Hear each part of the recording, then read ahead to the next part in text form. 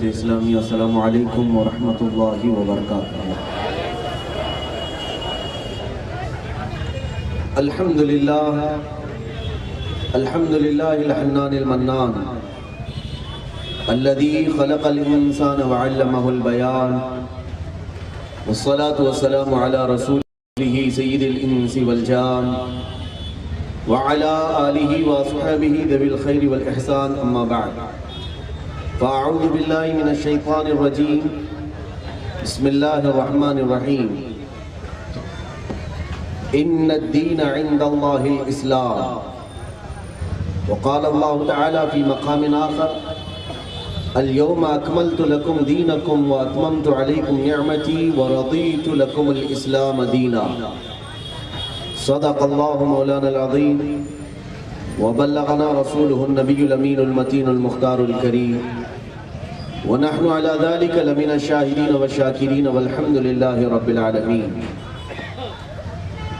عزیزان گرامی وقار و حاضرین اجلاس، قبل اس کے کہ کچھ معروضات آپ کے سامنے پیش کروں، آئیے ہم اور آپ مل کر انتہائی عقیدت و احترام کے ساتھ ساری کائنات کے مرکز عقیدت ارواحنا فداء جناب محمد رسول اللہ صلی اللہ تعالیٰ علیہ وسلم کی بارگاہ پر انوار میں غلامانہ انداز میں درود و سلام کا ہدیہ پیش کریں۔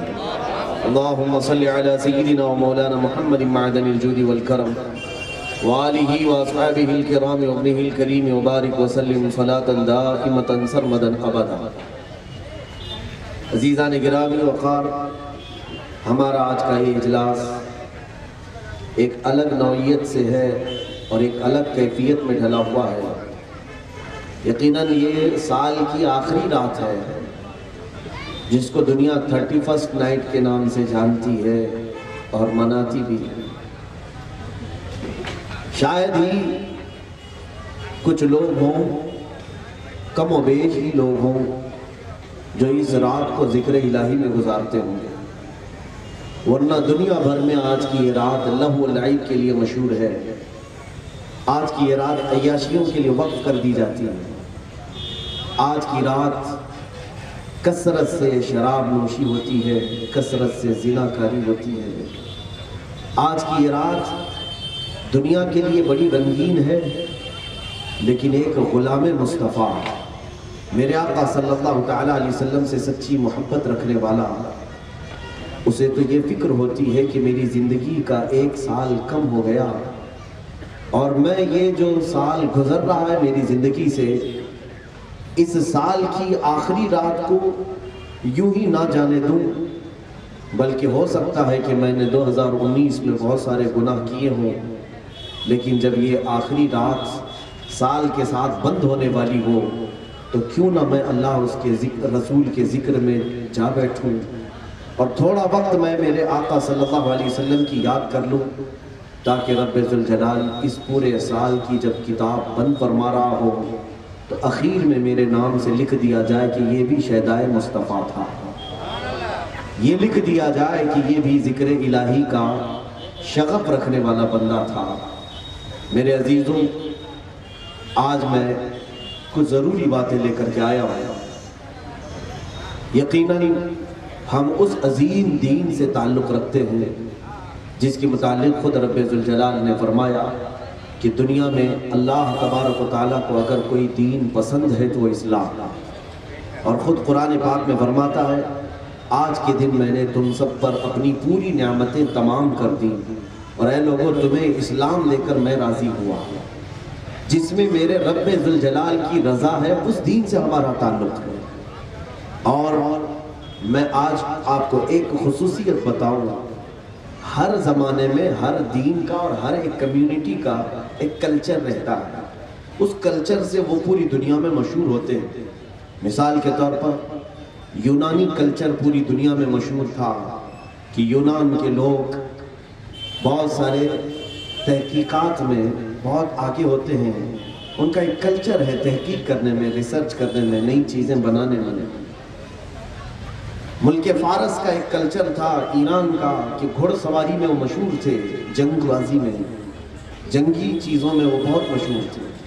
ہندوستان کا ایک کلچر ہے بہت پرانا، روحانیت میں یہ مشہور ہے کہ یہاں جو بھی دین کا اختیار کرنے والا ہے اس کے اندر دینداری زیادہ ہوتی ہے، چاہے وہ ہندو ہو، چاہے بدھ ہو، چاہے کوئی بھی پرانے دین کا ماننے والا۔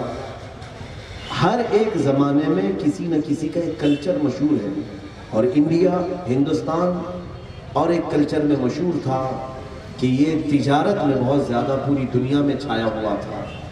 جیسے آج ملک چین تجارت میں بہت مشہور ہے، ان کا کوئی دین نہیں لیکن ایک کلچر ہے کہ ہر پیدا ہونے والا بچہ وہاں پر تاجر سمجھا جاتا ہے۔ میرے عزیزو، اسی طرح اسلام کا ایک کلچر ہے۔ دوسرے جو کلچر ہے، دوسرے جو تہذیب ہے، دوسری جو ثقافتیں ہیں، ان کا معاملہ یہ ہے کہ وہ اپنی قوم کے لیے خاص ہے۔ ہندوستان کا جو کلچر ہوگا وہ باہر والے ایکسیپٹ نہیں کر پائیں گے۔ آپ کے ہاں جو کلچر ہے اس کو باہر کے لوگ نہیں ایکسیپٹ کر سکتے۔ امریکہ اور یورپ کا جو کلچر ہے وہ مشرقی ممالک نہیں ایکسیپٹ کریں گے۔ عرب کا جو کلچر ہوگا پرانے زمانے میں وہ دوسرے لوگ نہیں ایکسیپٹ کرتے، لیکن اسلام کا ایک کلچر ہے، اسلام کا ایک دائرہ اور اسلام کی ایک تہذیب ایسی ہے کہ جو کسی خاص قوم کے لیے نہیں آئی۔ اس کی خاصیت یہ ہے کہ اسلام کا کلچر پورے ورلڈ کے لیے، پوری دنیا کے لیے، پوری دنیا کے لیے اسلام نے ایک کلچر پیش کیا ہے۔ وہ کیا ہے؟ سب سے پہلی چیز اسلام کی خصوصیت یہ ہے کہ اسلام توحید کا درس دیتا ہے۔ چاہے دنیا میں بسنے والا کہیں کا بھی انسان ہو، لیکن سب سے پہلی فکر اسلام یہ دیتا ہے کہ خدا ایک ہے، اللہ ایک ہے۔ یہ وحدانیت کا تصور اس کو ہلکے میں مت لینا، اس کو ہلکے میں مت سمجھنا۔ محققین نے کہا ہے کہ جب بندے کے ذہن میں، انسان کے دماغ میں یہ بات آ جاتی ہے کہ اللہ ایک ہے تو اس کا ذہن ہمیشہ ایک رہتا ہے، اور جب وہ ایک سے زیادہ چیزوں کو اپنے ذہن میں ڈالتا ہے تو اس کا ذہن کبھی بھی دماغ سلامت نہیں رہتا۔ یہاں تک کہ وہ چاہے سائنٹسٹ بھی بن جائے بہت بڑا، لیکن جب دین کا معاملہ آ جائے تو کبھی وہ جانوروں کو خدا کہہ لے گا، کبھی آسمان کو، کبھی سورج کو، کبھی تاروں کو، وہ اسی کشمکش میں دھوکے کھاتا رہتا ہے۔ آخر میں کس کو طاقتور سمجھوں؟ اور اسلام نے یہ تمام بلاؤں سے ہمیں آزاد کیا، ہمارے ذہن کو وحدانیت، اللہ رب العزت کے ایک ہونے کا ایسا یقین دیا ہے کہ چاہے ہمارا غریب ہو یا امیر ہو، ہم اللہ کے ایک ہونے کا یقین رکھتے ہیں۔ اس کے علاوہ میرے عزیزوں، مساوات، اسلام کا ایک کلچر یہ ہے کہ توازن ہے، اس کے اندر برابری ہے، ایکویلٹی ہے، کہ چاہے وہ افریقہ کا ہو، کہ امریکہ کا ہو، کہ عرب کا ہو، کہ ہند کا ہو، کہیں کا بھی رہنے والا ہو، اللہ نے ہم سب کی زبان قرآن کی عربی میں بنا دی ہے۔ ہم جہاں پر بھی ہوں، نماز ہم اللہ اکبر سے شروع کرتے ہیں، السلام علیکم ورحمت اللہ سے ختم کرتے ہیں، چاہے ہماری زبانیں مختلف ہیں۔ تو یہ اسلام کا کلچر ہے جو پورے ورلڈ کے لیے آیا ہے، پوری دنیا کے لیے آیا ہے۔ کچھ کلچر ایسے ہیں جو کسی خاص علاقے کے لیے ہیں۔ عزیزان گرامی، میں یہ باتیں آپ کو اس لیے عرض کر رہا ہوں کہ تم ایک آفاقی دین کے ماننے والے ہو۔ صرف ممبئی کا ایک دھرم نہیں ہے، یہ ہندوستان کا ایک مذہب نہیں ہے۔ اسلام ایک ایسا دین ہے جو آدم علیہ السلام کی یہاں پر دنیا میں تشریف آوری سے لے کر قیامت تک پھیلا ہوا دین ہے۔ یہ دین کسی ایک زمانے کے لیے نہیں۔ جو لوگ یہ سمجھتے ہیں کہ اسلام یہاں پر 1400 سال پہلے آیا ہے، یا ہندوستان میں پہلی صدی ہجری میں آیا ہے، میں کہتا ہوں یہ اسلام جو شکل آپ دیکھ رہے ہیں، یہ شریعت مصطفیٰ پہلی صدی ہجری میں آئی ہوگی، لیکن اسلام تو جس وقت آدم علیہ السلام زمین پر قدم رکھے اسی دن آ چکا تھا، اسی دن اسلام آیا ہے۔ تو اس کا مطلب یہ ہوا کہ دنیا کا سب سے قدیم مذہب اسلام ہے، اور انشاءاللہ العزیز قیامت تک قائم رہنے والا یہی دین اکمل ہے۔ جب ہم اتنے بڑے آفاقی دین اور اتنے بڑے پرانے مذہب کو جانتے اور پہچانتے اور مانتے ہیں، تو اس مذہب میں ہونے کے اعتبار سے ہماری کچھ ذمہ داریاں ہیں۔ آج نوجوان طبقہ ان ذمہ داریوں کو بھول چکا ہے۔ میرے عزیزو، ایک بات یاد رکھنا، کمپنی میں جب کوئی جاب کے لیے سیلیکٹ ہوتا ہے تو ہر ایک کی فیلڈ کے حساب سے اس کو ذمہ داریاں دی جاتی ہیں۔ اگر تمہیں صرف آفس بوائے کے طور پر لیا گیا ہے تو ہو سکتا ہے آفس کے کام آپ کو دیکھنے پڑے، اور اگر تھوڑی پوسٹ بڑھ جائے تو ہو سکتا ہے آپ کو کلرک کے کام دیے جائیں، یا اور بڑھ جائے تو آپ کو سپروائزر بنایا جائے، تھوڑی سی اور ذمہ داریاں ہو جائیں گی۔ لیکن جب آپ کو مینیجر بنایا جائے تو آپ کے ماتحت جتنے لوگ ہیں سب کا خیال کرنا ہوتا ہے۔ کمپنی کے آمد و رفت، اس کی آمدنی، اس کے اخراجات، بہت ساری چیزیں اسے دیکھنی پڑتی ہیں۔ جس کا سٹینڈرڈ جتنا بڑا ہوتا ہے اتنی اس کی ذمہ داریاں بڑی ہوتی ہیں۔ جو جس مقام پر پہنچتا ہے اس کی ذمہ داریاں ویسی ہوتی ہیں۔ میرے عزیزوں، تمہارا سٹینڈرڈ بہت بڑا ہے۔ قرآن میں اللہ نے فرمایا کنتم خیر امت اخرجت للناس، پوری دنیا میں جتنے انسان ہیں ان سب میں اللہ نے تمہیں خیر امت بنایا ہے، تمہیں خیر امت بنایا ہے، ایک عظیم پوسٹ دیا ہے، ایک بہت اعلیٰ مقام تمہیں دیا ہے۔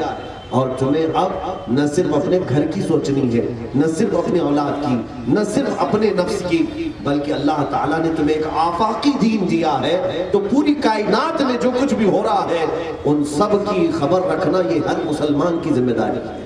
اس لیے کہ کائنات، یہ پوری دنیا اللہ تعالیٰ نے آپ کے لیے بنائی ہے، آپ کے لیے بنائی ہے، اور آپ جہاں پر بھی زمین پر ہے اس کی اصلاح کی ذمہ داری آپ کی ہے۔ یہ نہیں سمجھو کہ میں میرے گھر کو سنبھال کر کے چلوں، میری ذمہ داری ختم ہو گئی۔ اسی لیے رسول کریم صلی اللہ تعالیٰ علیہ وسلم نے دین تو مکہ مکرمہ میں شروع فرمایا، دعوت دین کی۔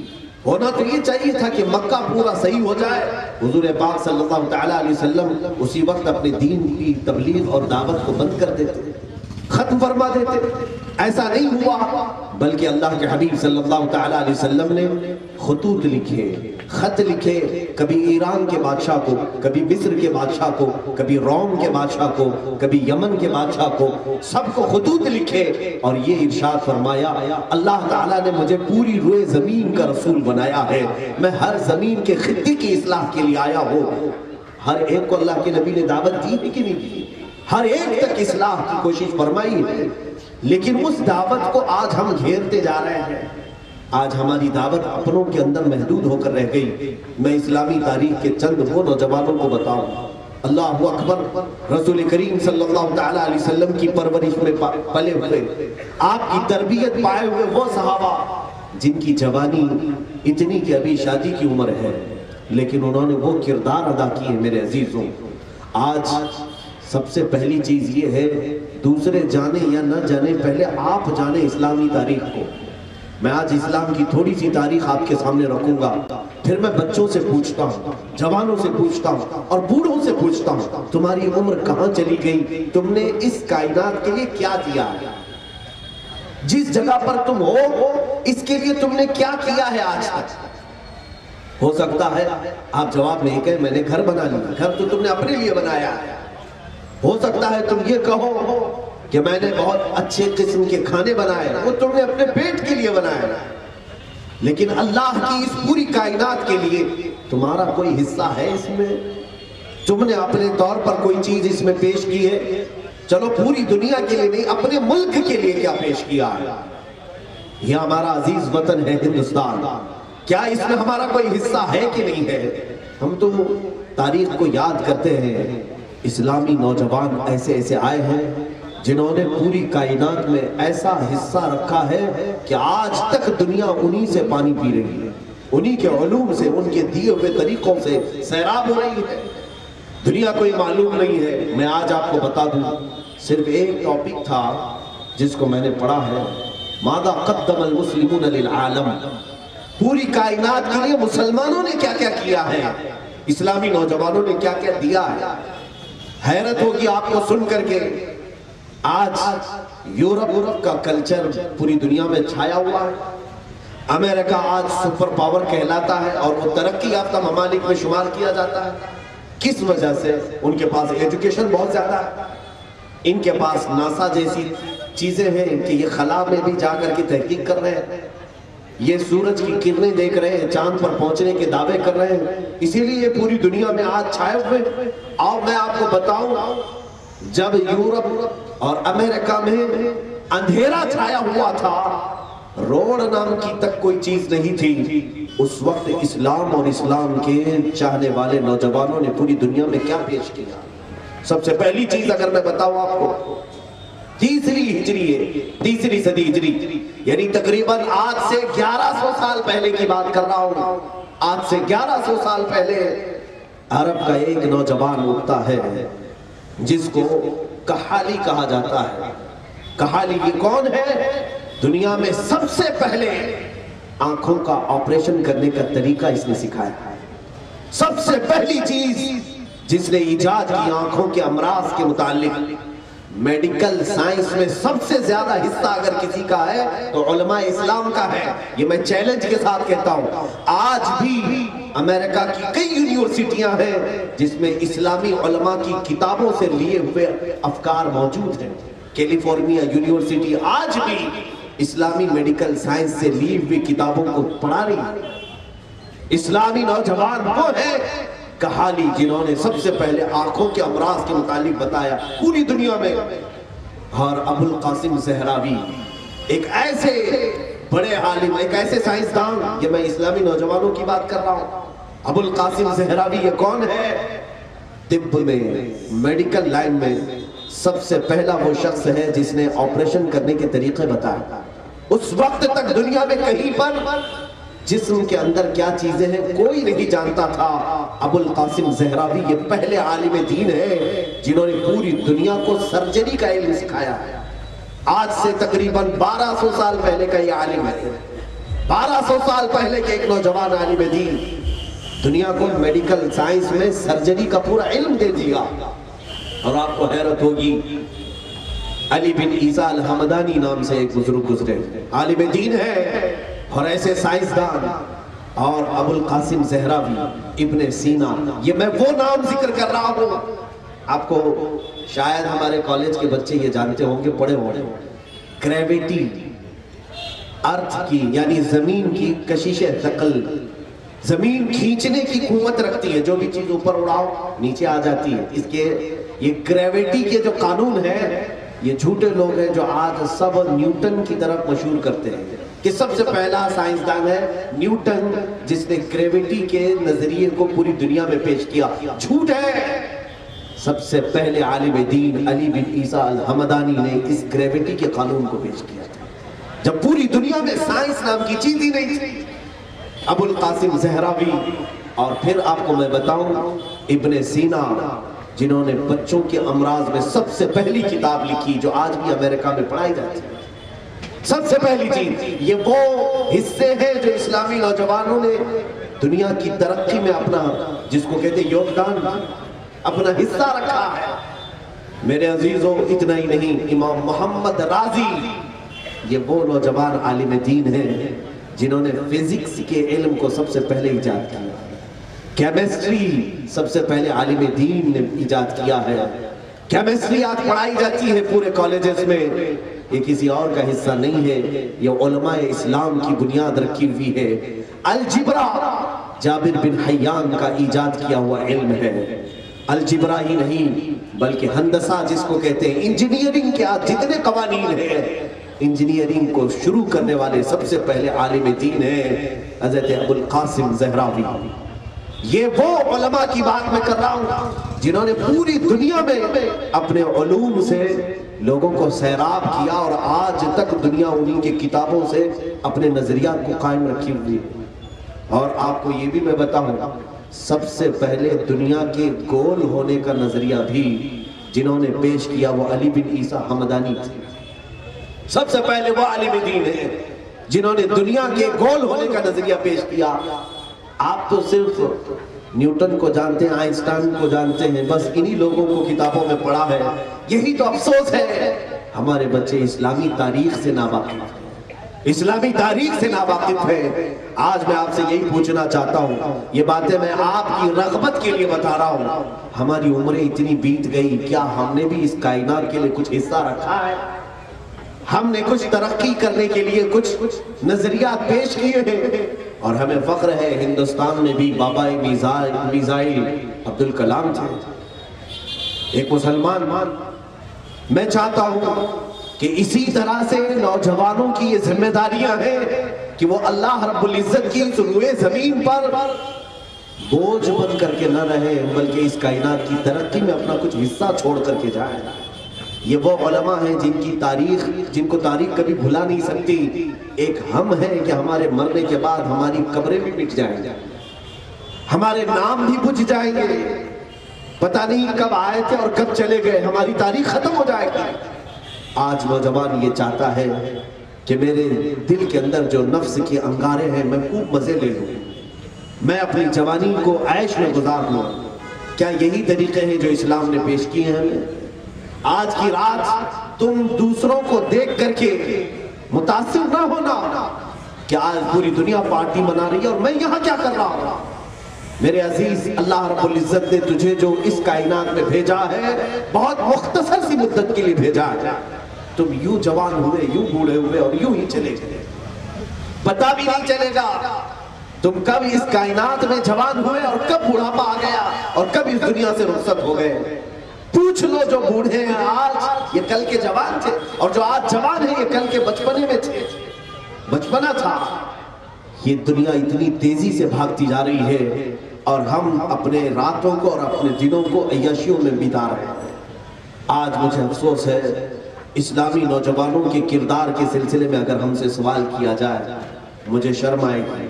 میں افسوس کے ساتھ کہوں گا، ہاں میں نے ایک بات یہ پیش کی کہ اسلام کے وہ عظیم ہونہار نوجوان جو علماء اسلام تھے، جنہوں نے سب سے پہلے ہمیں دنیا پر حکومت کے سلیقے سکھائے۔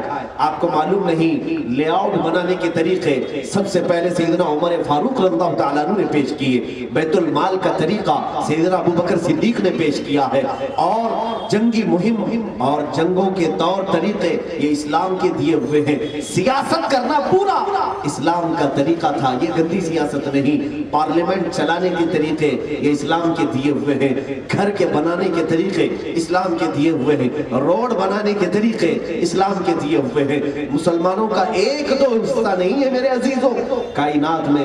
میں جانتا ہوں مصر میں نے دیکھا تھا، اٹلی کے، یورپ کے کچھ بادشاہ وہ ہیں جو اپنے بچوں کو اندلس میں جب مسلمانوں کی حکومت تھی، علماء ربانیین وہاں تھے، اپنے بچوں کو علماء اسلام کے پاس پڑھنے کے لیے بھیجتے تھے۔ کون؟ یورپ کے بادشاہ۔ اور جب ان کے بچے علماء اسلام سے پڑھ کر کے یورپ میں آتے تھے تو پورا یورپ ان کو دیکھنے کے لیے جمع ہوتا تھا، یورپ ان کو دیکھنے کے لیے جمع ہوتا تھا کہ یہ وہ لوگ ہیں جو عربوں سے سیکھ کر کے آئے ہوئے ہیں، عربوں سے پڑھ کر کے آئے ہوئے ہیں۔ میرے عزیزو، آج الٹا نہیں ہے، آج انگریز آئے تو ان کو دیکھنے کے لیے جمع ہو جاتے ہیں۔ آج ہم پوری طرح سے الٹ کیسے گئے، ہمارا حصہ کہاں چلا گیا؟ چلو آج اگر آپ یہ سمجھتے ہو کہ مولانا لوگ صرف مسجد کی بات کرتے ہیں، میں میرے عزیز آپ سے یہ گفتگو کر رہا ہوں، نمازیں عبادت اسلام کا ایک حصہ ہے، پورا اسلام نہیں۔ عبادت اسلام کا ایک حصہ ہے، پورا اسلام عبادت ہی نہیں ہے، یعنی نمازیں ہی پورا اسلام نہیں۔ اسلام میں بہت سارے شعبے ہیں، تمام شعبوں کی طرف بھی آپ کی توجہ ہونی چاہیے۔ آج تجارت کے اصول ہم بھول گئے، تجارت کے جو اصول تھے وہ اسلام کے دیے ہوئے تھے۔ فقہ کی کتابیں آج بھی بھری ہوئی ہیں، تجارت کے اصول پورے علماء کو آج بھی پڑھائے جاتے ہیں۔ یہ افسوس کی بات ہے کہ علماء تجارت میں ایک بھی نہیں دکھتے، لیکن تجارت کے پورے مسائل پڑے ہوئے ہیں، خرید و فروخت کے مسائل، خیار عیب، خیار شر، یہ کتنے مسائل پڑے ہوئے علماء موجود ہیں، لیکن تجارت میں ان کا کوئی حصہ نہیں ہے۔ اسلام نے سب سے پہلے تجارت کے اصول بتائے، غلامی سے پوری کائنات کو آزاد کرنے والا اسلام ہے، عورتوں کی غلامی سے آزاد کرنے کے لیے اسلام نے عظیم پیغامات دیے۔ یہ تمام چیزیں میرے عزیزوں صرف کہانیاں نہیں ہیں جو ہم آپ کو سنا کر کے سلا دیں۔ میں آپ سے پوچھنا چاہتا ہوں آج کے نوجوان سے، آپ کا کیا حصہ ہے اس پوری کائنات میں؟ تمہارا کیا حصہ ہے؟ افسوس ہوگا اگر میں یہ ساری تقریر کسی اور کے سامنے کروں کہ سب سے پہلے مجھے یاد ہے امام رازی بغداد کے ایک بڑے مشہور سائنسدان، عالم دین، ڈاکٹر بھی ہیں، طبیب بھی ہیں، بغداد میں ہاسپٹل بنانے کے لیے خلیفہ نے سب سے پہلے ہاسپٹل بھی اسلام کا دیا ہوا ہے طور طریقہ، پہلے لوگ گھروں سے علاج کراتے ہیں، ہاسپٹل بنانے کا ایک علم ہے، کہاں بننا چاہیے؟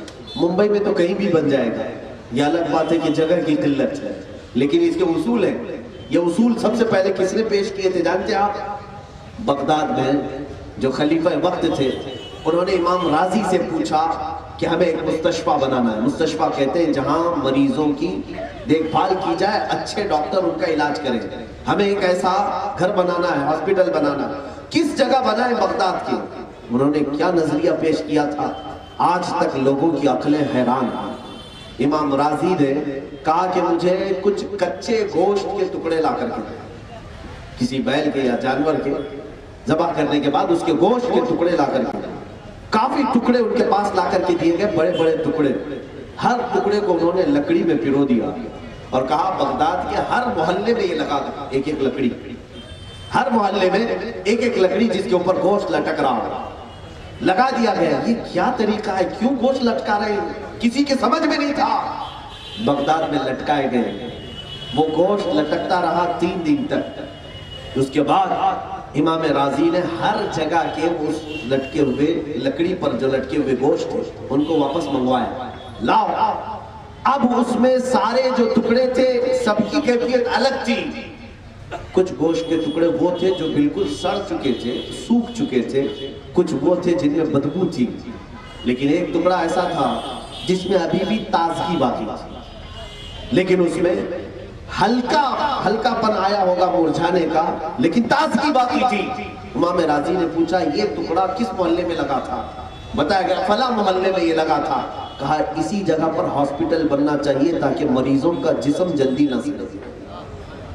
یہ نظریہ سب سے پہلے پیش کیا کہ ایسی جگہ ہاسپٹل ہو جہاں کی فضا مریض کے جسم کو جلدی متاثر نہ کرے۔ اس وقت سارے لوگوں کی عقلیں حیران تھی، کیا یہ بھی کوئی علم ہوتا ہے؟ ہاں، یہ ہمارے علماء اسلام ہیں جنہوں نے پوری دنیا کو زندگی گزارنے کا طریقہ بتایا ہے۔ آج جن کو پیشاب کرنے کا طریقہ نہیں، وہ پارلیمنٹ میں بیٹھ کر کے اسلام پہ باتیں کرتے ہیں۔ انہیں کیا معلوم ہے کہ اسلام کی تاریخ میں علماء اسلام نے کیا کیا حصے رکھے ہیں؟ ہماری کتابیں، یہ افسوس ہے کہ ہمارے بچے ہماری تاریخ سے واقف نہیں ہیں، ہمارے بچوں کو ان اصول سے واقف نہیں کرایا گیا۔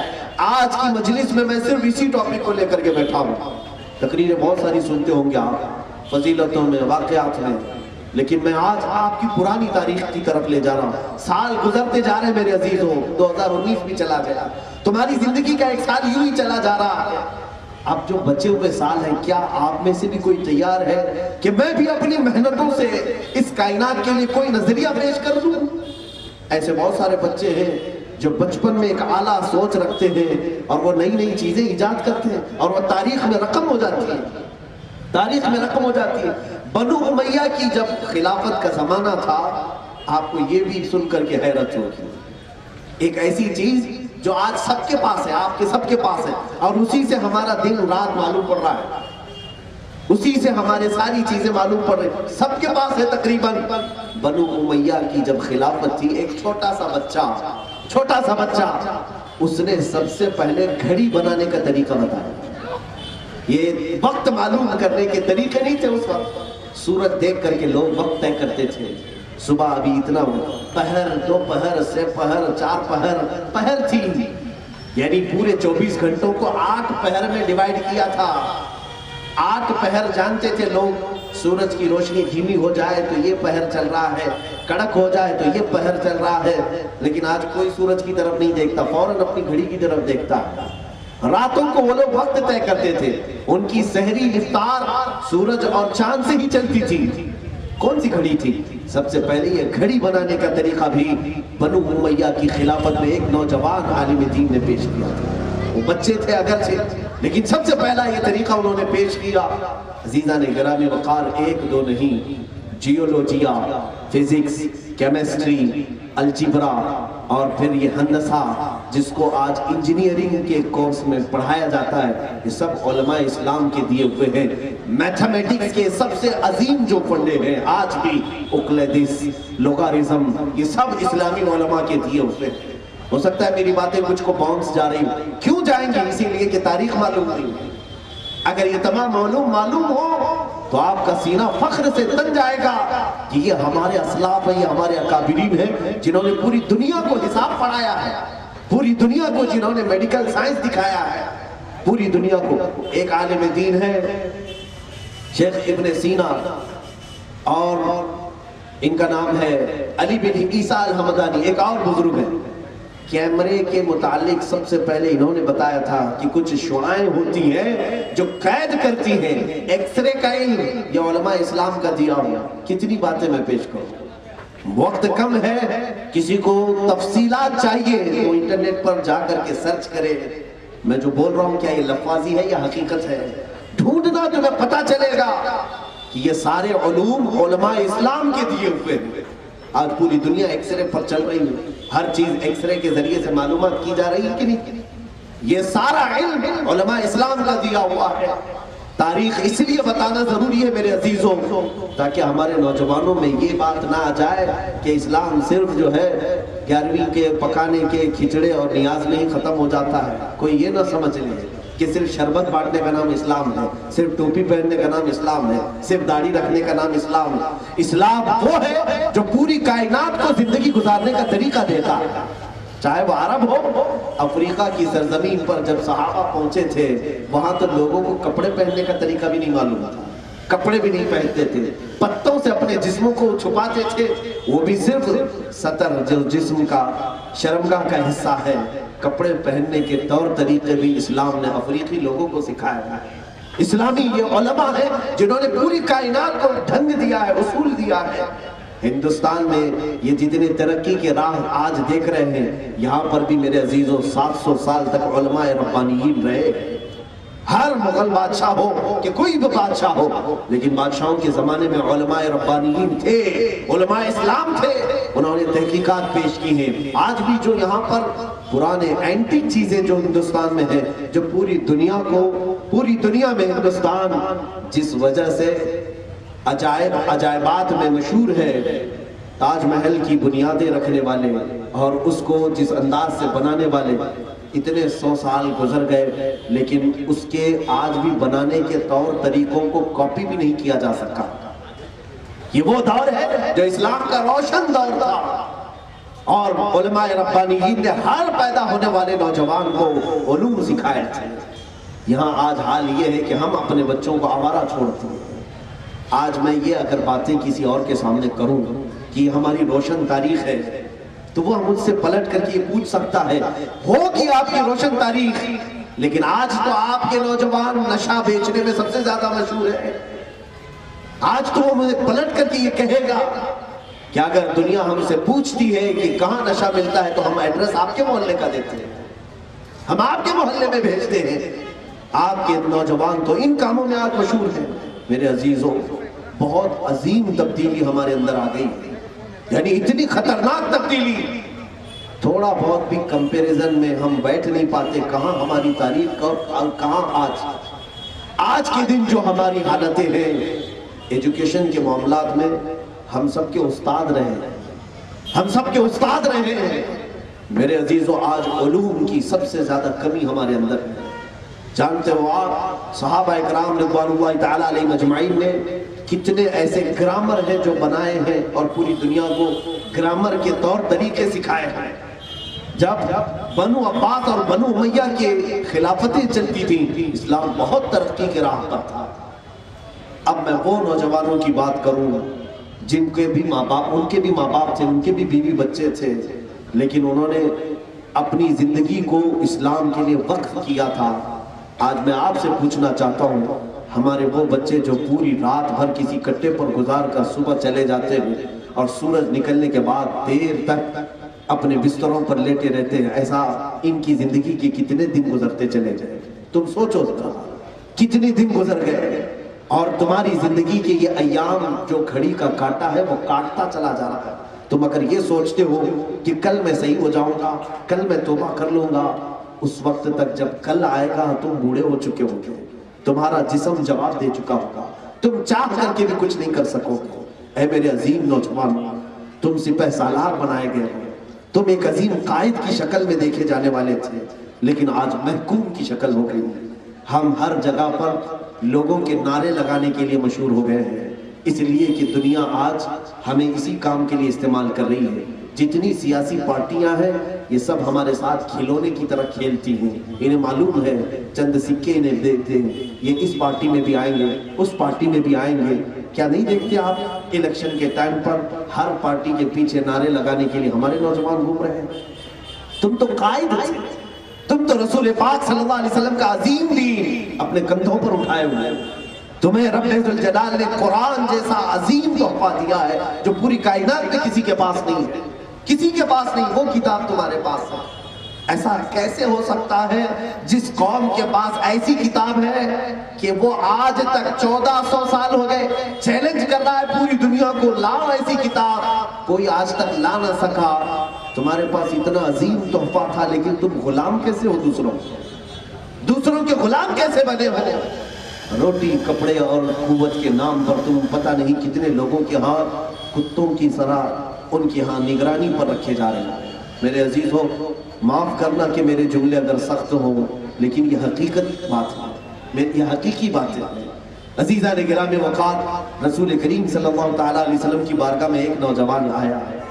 آج میں اپنے بچوں سے کہتا ہوں تو ہو سکتا ہے کہ یہ سوچیں کہ اتنی جلدی بھی کیا ہے، یہ کبھی ہم کو ٹوپی کی بات کریں، کبھی داڑھی کی بات کریں، کبھی لباس کی بات کریں اور کبھی نماز کی بات کریں، اور کچھ نوجوان کترا کر کے چلے جاتے ہیں۔ کیوں کتراتے ہو؟ کیوں دور بھاگنا چاہتے ہو؟ میں تمہارے کسی بھی خوشی کا دشمن نہیں ہوں، تمہاری خوشیوں کا دشمن بن کر کے نہیں آیا ہوں، بلکہ دیکھو تم چھوٹی سی لذت کے لیے ہمیشہ ملنے والی جنت کو یہاں پر قربان کر رہے ہو، جو رب ذوالجلال نے تمہارے لیے شرابن طہورا جنت میں بنا رکھا ہے۔ مائے سلسبیل ہے، حوض کوثر ہے، تسنیم ہے، وہاں کی حوریں ہیں، وہاں کی نعمتیں ہیں، بار بار رب ذوالجلال نے تمہارے لیے وعدہ کیا ہے۔ تمہاری آنکھیں ادھر بند ہوئی کہ حوران جنت دروازے جنت پر تمہارے استقبال کے لیے تیار ہے، تمہارے استقبال کے لیے تیار ہے، اور تم یہ سمجھتے ہو کہ مجھے نشے میں لذت ہے، مجھے شراب میں لذت ہے، مجھے رات کے گناہوں میں لذت ہے۔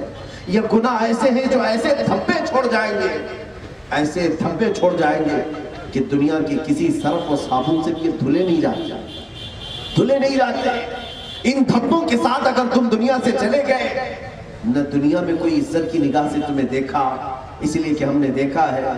میں ایک علاقے میں تھا، پولیس والے بات کر رہے تھے کہ ایک مخلوق ایسی ہے جس سے پولیس بھی ڈرتی ہے۔ کہا کون؟ کہا یہ نشہ خور لوگ۔ کہا ہم بھی انہیں نہیں پکڑتے، ہم بھی نہیں ان کو قید کرتے۔ کیوں؟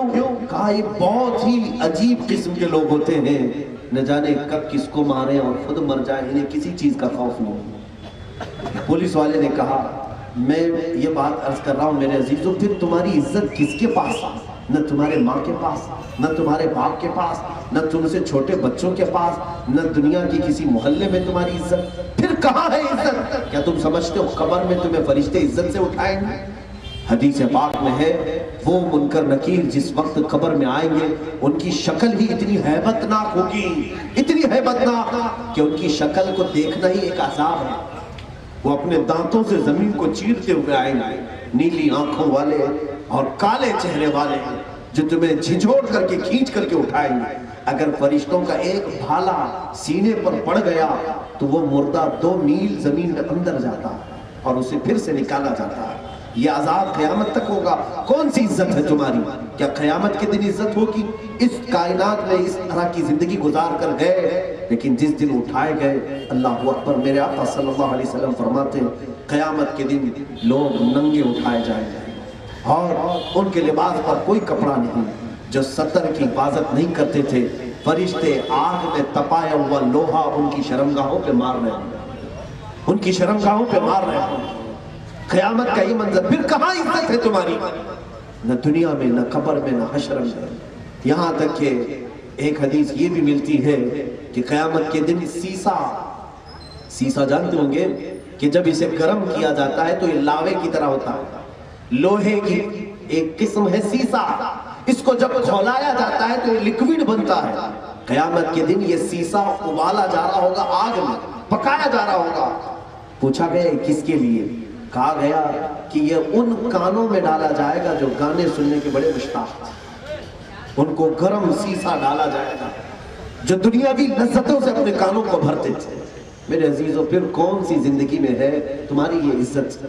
ایک عزت میں آپ کو بتاؤں، اسلام کے اندر تم آئے ہو تو پورے داخل ہو جاؤ، پھر دیکھنا محلے کا ہر بچہ تمہاری عزت کرے گا، تمہاری ماں کی نگاہوں میں تمہاری عزت ہے، تمہارے باپ کی نگاہ میں تمہاری عزت ہے، تمہارے چھوٹوں کی نگاہ میں عزت ہے، بڑوں کی نگاہ میں عزت ہے۔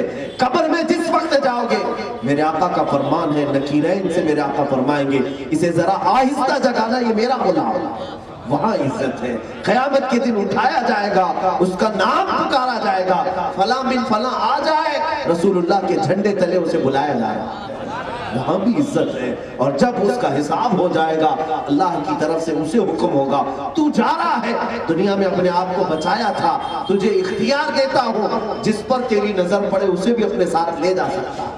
قیامت کے دن یہ عزت ہے۔ میرے عزیزوں، ہمیں کون سی زندگی گزارنی چاہیے، وہ آج ہی طے کر لو، آج ہی طے کر لو۔ میں ایک نوجوان کی بات کرتا ہوں جن کی زندگی تھی، آج آپ لوگ یہ سوچتے ہوں گے ہمارے ماں باپ ہیں، ہماری بیوی بچے ہیں، ہمارے بھی بہت سارے رشتہ دار ہیں، ساری چیزیں چھوڑ کر کے ہم کیسی زندگی گزاریں؟ آپ کون سی زندگی کی بات کریں؟ سنو، حضرت حنظلہ رضی اللہ تعالیٰ مدینہ طیبہ میں شادی ہوئی، آج کے دن دوپہر کے نکاح ہوا، اور شام کو اسی دن ایسا ہوا کہ مکہ کے مشرکین اور کفار نے مدینے پر حملہ کرنے کی ٹھان لی، اور پورا مجمع مکہ کا مدینہ طیبہ کی طرف آ گیا حملہ کرنے کے لیے۔ یہ جو جنگ احد ہوئی تھی، مدینے سے صرف 5 کلومیٹر دور وہ پڑاؤ ڈال کر کے رک گئے تھے۔ جس دن حضرت حنظلہ کی شادی ہوئی، اسی دن شادی ہوئی، نکاح ہوا ہے، اور مدینے کی حسین ترین ایک خوبصورت خاتون سے انہوں نے نکاح کیا تھا اور ان کے قریب کی تھی۔ اب وہ نکاح کے بعد جب اپنے گھر لے آئے تو اسی شام کو اللہ کے حبیب صلی اللہ تعالیٰ علیہ وسلم نے اپنے اعلان جنگ فرمایا کہ دیکھو مشرکین مکہ نے مدینے پر حملہ کرنے کا ارادہ کر لیا ہے۔ دیکھو وطن کی حفاظت تو میرے آقا نے اسی وقت صحابہ سے سکھایا، صحابہ کو سکھائے۔ جنگ حضور لڑنے کے لیے گئے نہیں تھے، مکہ والے آئے تھے مدینہ تباہ کرنے کے لیے۔ یہ تو ہمارے کردار ہے میرے عزیزوں، جو ہمارے وطن کی طرف آنکھ اٹھا کر کے بھی دیکھے۔ میرے آقا نے تو ہمیں جہاد کا حکم دیا، جہاد کا حکم دیا۔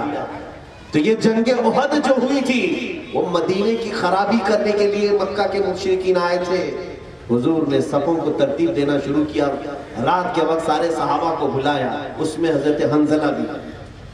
جب گئے وہاں مشورے چل رہے تھے، میرے آقا صلی اللہ علیہ وسلم سے قریب جا کر حضرت حنظلہ کہتے ہیں، یا رسول اللہ صلی اللہ علیہ وسلم، آج ہی میری شادی ہوئی، آج ہی میری دلہن گھر پہ آئی، اگر آپ اجازت دے دیں تو آج میری پہلی رات ہے، میں اپنی دلہن کے ساتھ منا لوں۔ اللہ کے حبیب صلی اللہ علیہ وسلم نے فرمایا جا تجھے اجازت۔ انہوں نے یہ کہا یا رسول اللہ آج پہلی رات گزاروں گا اور کل آپ کے ساتھ حاضر ہونے کی کوشش کروں گا۔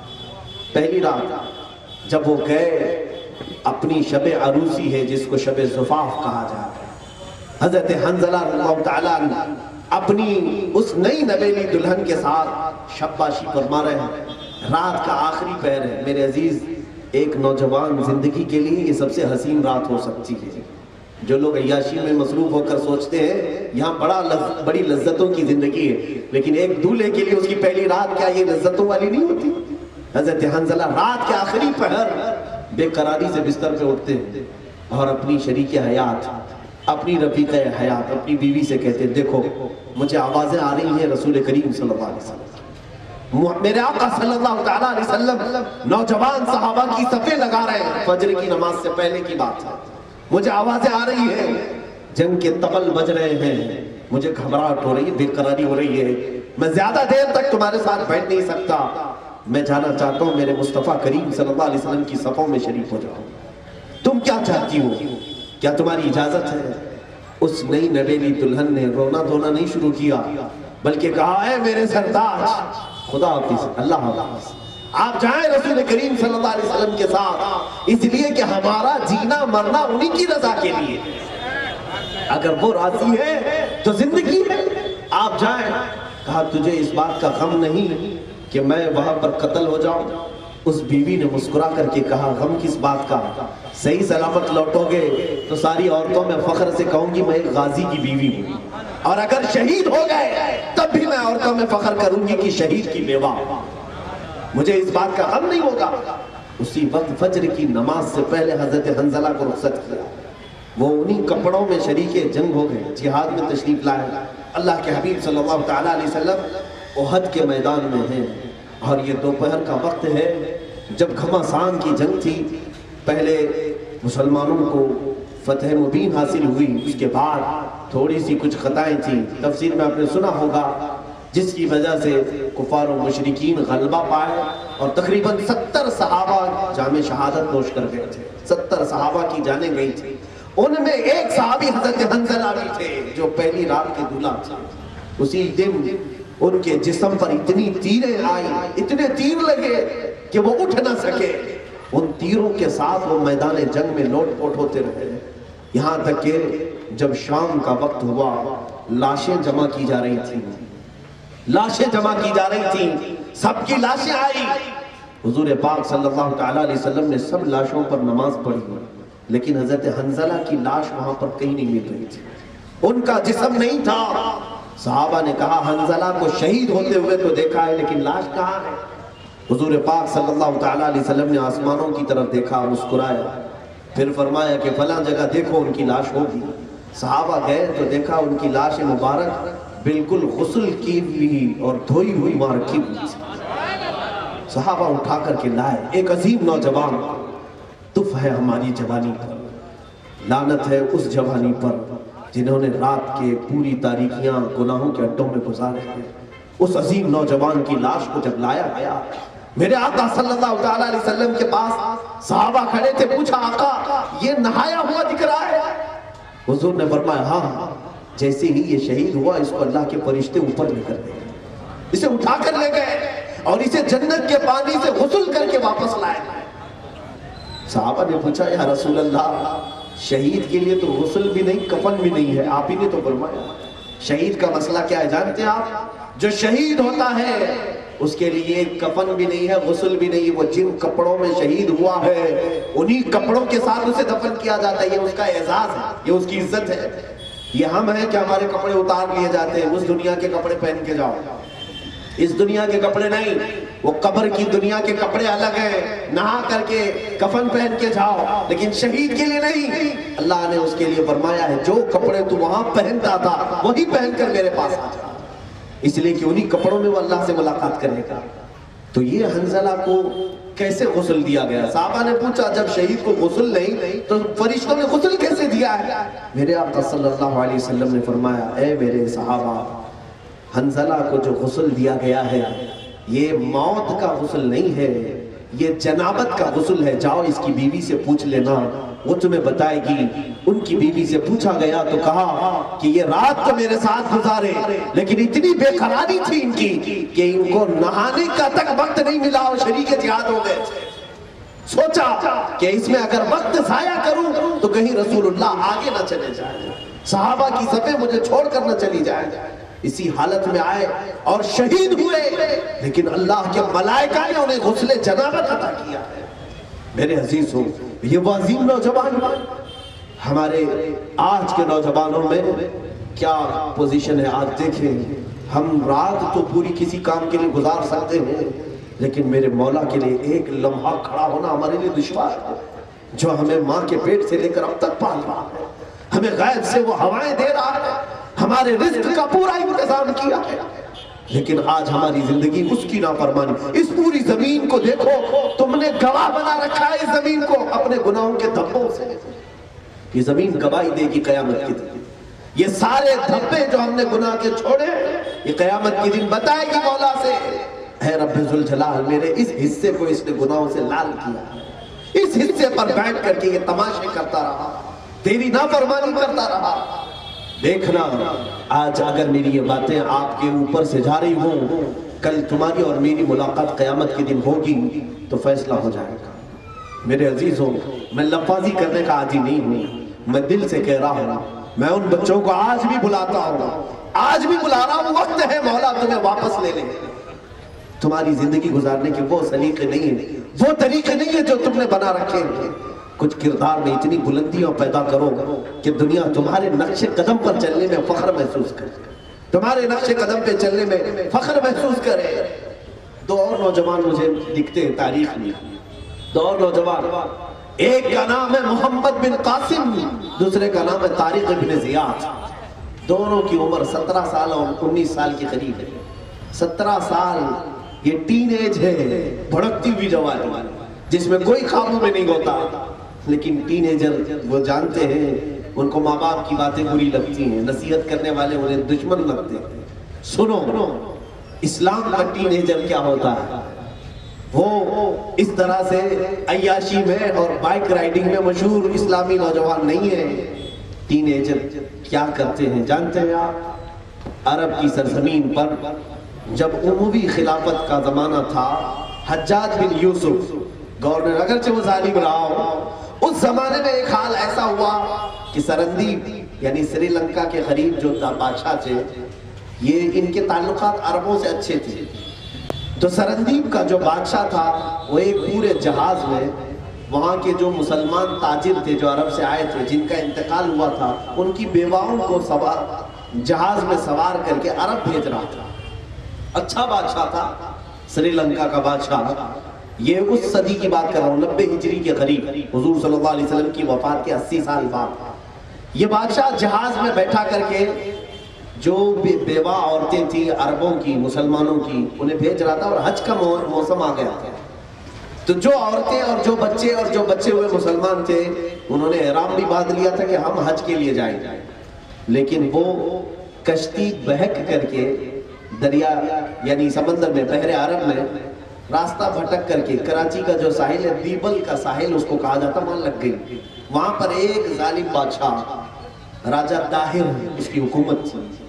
یہ اس وقت کی بات کر رہا ہوں میں جب ہند پورا اکھنڈ بھارت جس کو کہتے ہیں، پاکستان کوئی الگ ملک نہیں تھا، ہندوستان میں تھا، تو اس وقت ہند کا بادشاہ راجہ طاہر ایک بڑا ظالم تھا۔ اس کے کچھ گنڈوں نے اس پوری جہاز پر قبضہ کیا اور جتنی عورتیں تھیں ان کو سب قبضہ کر کے اپنے حوالے کر لیا اور ان کی عزتیں لوٹنا شروع کر دیا۔ جو عورتیں ان کے ہاتھ میں آئی تو کچھ نوجوان اس میں سے جو بچ گئے اپنی جان بچائے، یا جو عرب جو بچے ہوئے تھے جو مسافر، وہ اپنی جان بچا کر عرب پہنچ گئے۔ اب سنو، اس وقت غالباً یہ بغداد کی بات ہے، تو بغداد میں یہ پہنچے، کچھ تاجر جو لٹے ہوئے تھے انہوں نے اپنا قصہ سنایا کہ ہم سری لنکا سے چلے تھے لیکن راجہ طاہر کے غنڈوں نے ہمیں پکڑا، ہماری عورتوں کو قید کر لیا ہے اور ان کے ساتھ ظلم و ستم کی ایک بڑی کہانی شروع ہو چکی ہے۔ یہ جب وہ بیان کر رہے تھے جو لٹے ہوئے تاجر، اس وقت حجاج بن یوسف کے پاس 19 سال کا نوجوان محمد بن قاسم کھڑا تھا۔ اس نے پوچھا کہ کیا ہوا، تم نے کیا کہا، پھر سے سناؤ۔ تو وہ تاجروں نے، لٹے ہوئے تاجروں نے کہا، وہاں پھنسی ہوئی عورتیں جن کی عزت اور عصمت لوٹی جا رہی تھی، وہ پکار رہی تھی، کہاں ہے وہ اسلام کے عظیم نوجوان جو ہماری عزتوں کی حفاظت کرتے تھے۔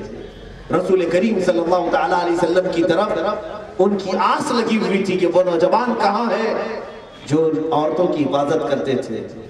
تو وہ تاجر جیسے یہ واقعہ بیان کر رہا تھا، محمد بن قاسم کو جلال آیا، بغداد 19 سال کا جوان جلال میں کہتا ہے، لبیک یا اختی، اے میری بہن میں حاضر ہو رہا ہوں، میں آ رہا ہوں تیری حفاظت کے لیے۔ اسی وقت شامی فوج 6000 سے 10,000 کے قریب لشکر لے کر یہ محمد بن قاسم 19 سال کا جوان آیا ہندوستان میں۔ سب سے پہلا قافلہ 19 سال کے سپہ سالار کے ساتھ ہندوستان میں آیا ہے۔ جب وہ سندھ کے علاقے میں آیا تو راجہ طاہر سے پہلے ریکویسٹ کیا گیا کہ ان غریبوں کو چھوڑ دو، آزاد کر دو، ان کے ساتھ ظلم نہ کرو، ان کی عزتیں نہ لوٹو۔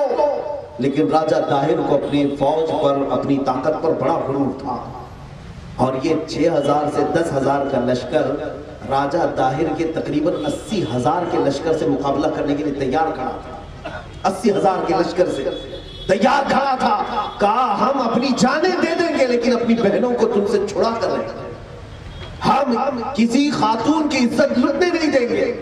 اللہ رب العزت نے وہ فتح مبین عطا کی کہ یہ ساری فوج قبضے میں آئی، راجہ طاہر بھی قیدی بنا اور پھر قید میں ہی وہ مر بھی گیا، اور سندھ کے علاقے میں سب سے پہلے اسلام کا پرچم لہرانے والا 19 سال کا جوان محمد بن قاسم تھا، سب سے پہلا جوان اسلامی پرچم بلند کیا، لیکن کسی کے ساتھ زور زبردستی نہیں کیا۔ الہ آباد یونیورسٹی کے کئی پنڈت اور کئی ریسرچ اسکالر ہیں جو ہندو ہیں، انہوں نے تاریخ لکھی ہے کہ ہم نے ایسا کوئی فاتح نہیں دیکھا ہندوستان میں جس نے محمد بن قاسم کی طرح اخلاق پیش کیے۔ یہ ہم نے کہہ رہے ہیں، ہندوؤں نے لکھا ہے، ہندوؤں نے اپنی کتابوں میں لکھا ہے۔ 19 سال کا یہ سپہ سالار پورے ہندوستان میں اعلان کر رہا تھا کہ جس کو جس دین میں رہنا ہے وہ خوشی سے رہے، جس کو مندر میں جانا ہے وہ مندر میں جائے، جس کو مسجد میں آنا ہے وہ مسجد میں اللہ کے حضور آئے۔ اور محمد بن قاسم نے ایسے اخلاق پیش کیے تھے کہ واپس جب محمد بن قاسم صرف 1-2 سال کے بعد عرب واپس گئے تو پورا ہندوستان ان کی موت پر رو رہا تھا۔ اس علاقے کے پورے ہندو رو رہے تھے کہ ہم نے ایسا فرشتہ صفت انسان نہیں دیکھا جو پوری عورتوں کی عزت کے لیے اکیلا کھڑا ہوتا تھا۔ محمد بن قاسم کی وفات صرف 20 یا 21 سال کی عمر میں ہو گئی تھی۔